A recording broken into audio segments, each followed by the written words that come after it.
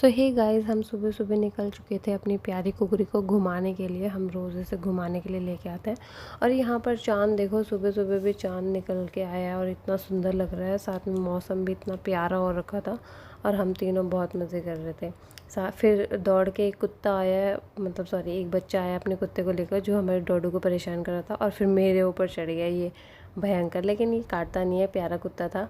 और फिर उसके बाद हम जब घर आए तो सिम्बा को पापा ने रोटियां दे रखी थी, वो खा रहा था बड़े प्यार से। फिर हम अपनी कुकरी को घर छोड़ के और मॉर्निंग वॉक पे निकल गए थे, क्योंकि वो बहुत दूर तक आती नहीं है, इसलिए हम उसको घर छोड़ के आ जाते हैं। और हम कम से कम 5 किलोमीटर तक रोज़ जाते हैं घूमने। फिर हमें रास्ते में हमारे प्यारे प्यारे दोस्त भी मिलते हैं, जिनको हम रोज़ फीडिंग कराते हैं, कुछ ना कुछ इनके लिए खाने के लिए लेके जाते हैं, ताकि देखो हम इनको कौन देगा, है ना। तो फिर हम थोड़ी बहुत इनकी हेल्प कर देते हैं, क्योंकि ये मम्मा भी हैं।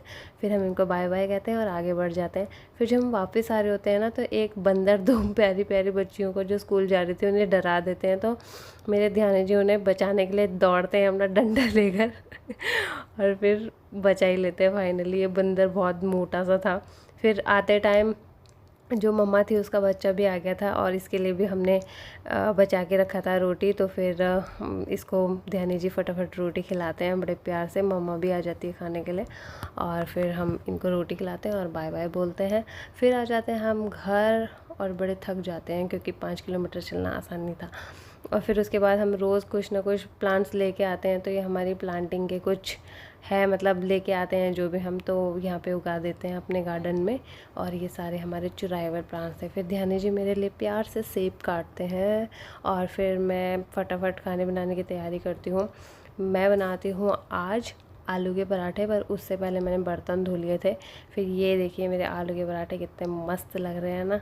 आप भी खाओगे, मुंह में पानी मत लाना, ठीक है ना। और फिर ध्यानी जी को ये बहुत अच्छे लगते हैं पराठे। फिर ध्यानी जी इसकी मालिश करते, लड़की को सुलाने की कोशिश करते हैं जैसे छोटे बच्चे को सुलाते हैं।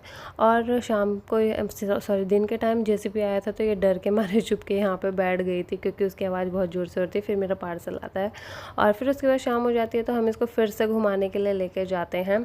और फिर साथ में ये देखो ये जेसीबी ने क्या हाल कर रखा है। मौसम भी बहुत अच्छा हो रखा था और फिर हम गाय को भी खाना खिलाते हैं और फिर ऐसे ही हमारा दिन होता है पूरा। चलो बाय बाय।